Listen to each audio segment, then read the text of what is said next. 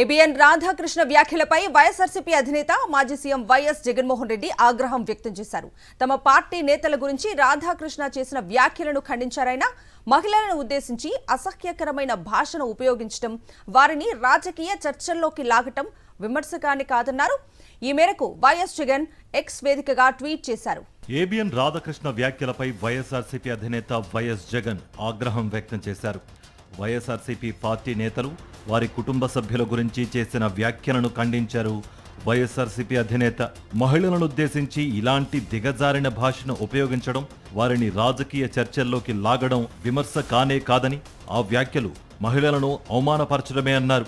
అంతేకాదు వారిని కించపరిచేలా చేసిన దాడిగానే భావించాలన్నారు వైఎస్ జగన్. ఎలాంటి వివక్షపూరిత జర్నలిజం చేస్తున్నారన్న దానిపై రాధాకృష్ణ చేసిన వ్యాఖ్యలు తీవ్రమైన ప్రశ్నలను లేవనెత్తుతున్నాయన్నారాయన. ఏబిఎన్ రాధాకృష్ణ రాతలను తీవ్రంగా ఖండిస్తున్నామని చెప్పారు.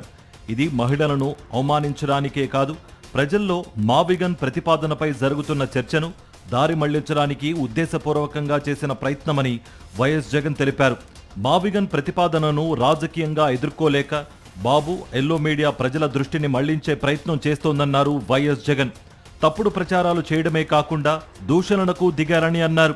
వైఎస్ఆర్సీపీ నేతలు శాంతియుతంగా నిరసనలు చేపట్టారని తెలిపారు. రాధాకృష్ణపై కఠిన చర్యలు తీసుకోవాలని, ఆయన క్షమాపణలు చెప్పాలని డిమాండ్ చేశారు. ఇంత తీవ్ర వ్యాఖ్యలు చేసినప్పటికీ తమ నాయకులు, కార్యకర్తలు ఎక్కడా హింసకు పాల్పడలేదని, శాంతియుతంగా ప్రజాస్వామ్య విలువలు కాపాడుతూ అత్యంత సంయమనంతో వ్యవహరించాలని వైఎస్ జగన్ స్పష్టం చేశారు.